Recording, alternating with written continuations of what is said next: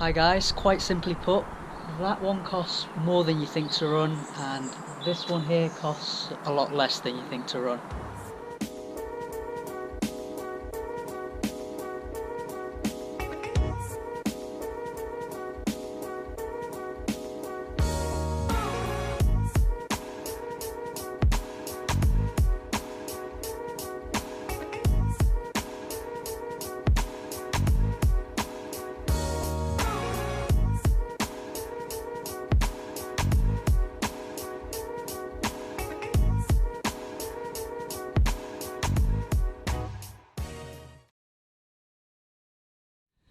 Let's start with weekly fuel costs. I probably drive around between 1 and 200 miles a week, so it's not a lot and it's not minimal.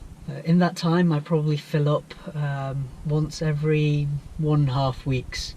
In terms of how much I can actually get from one tank of petrol, I'd say around 250 miles, which isn't great. It's a mixture of motorway miles and normal city driving. I probably use about 3/4 of a tank in a week. I'd say around £40, which is pretty bad, I'm not gonna lie. I'll show you on this.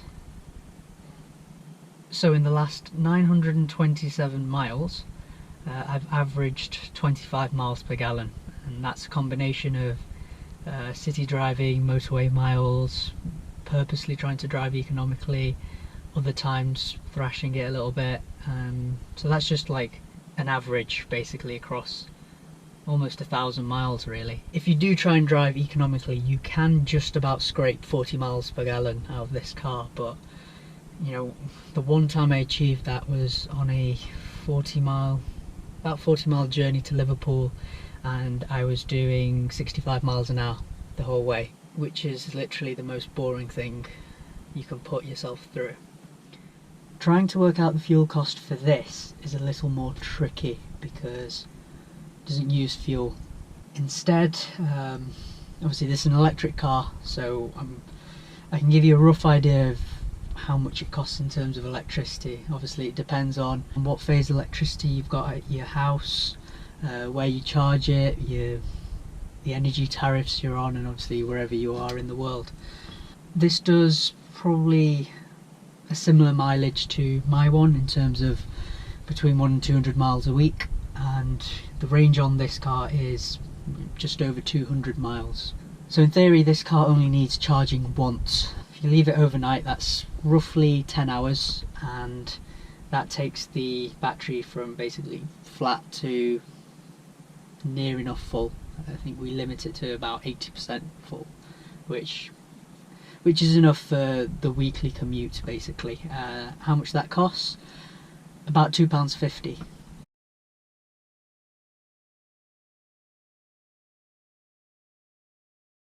£40 a week compared to £2.50 a week, so that's a pretty big loss for the petrol powered car. Servicing costs. I've had the car for 6 months, and the person before me had the car for 6 months from brand new, so after 12 months or 10,000 miles, whichever one comes first, you have to do the first service. It wasn't cheap. According to this, it was £464.42. Did they do £464 worth of work? Probably not. Is there an AMG markup? Probably yes.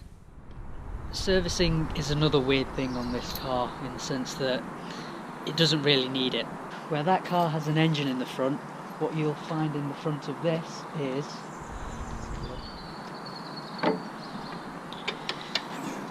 another boot.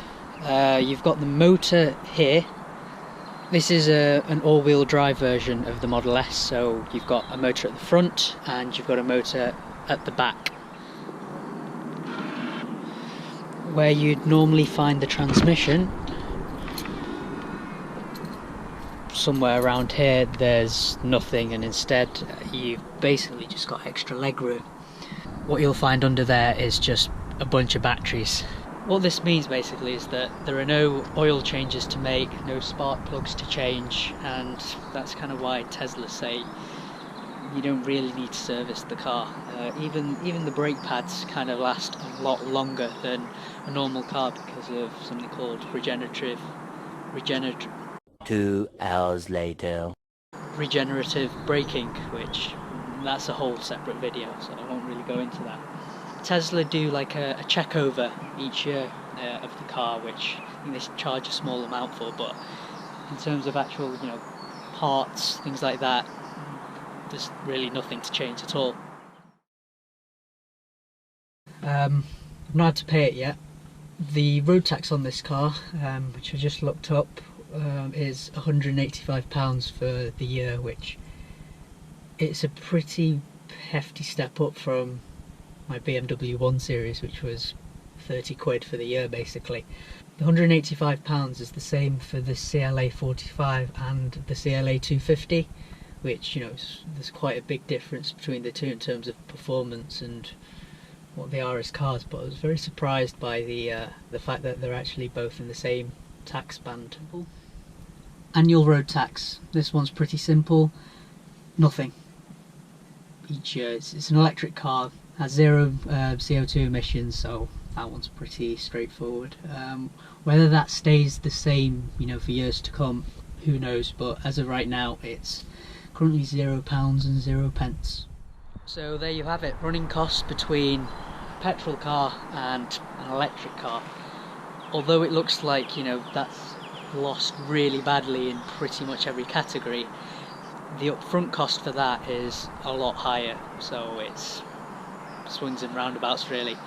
I hope I've given you an insight into the running costs of a performance sports car, and the reason why I compared it with an electric car is just to kind of highlight the difference between the two, because it's quite significant when you actually think about it in terms of weekly, monthly, annual costs. Thanks for watching. Make sure to give it a thumbs up if you thought it was of any use whatsoever, and subscribe for future content.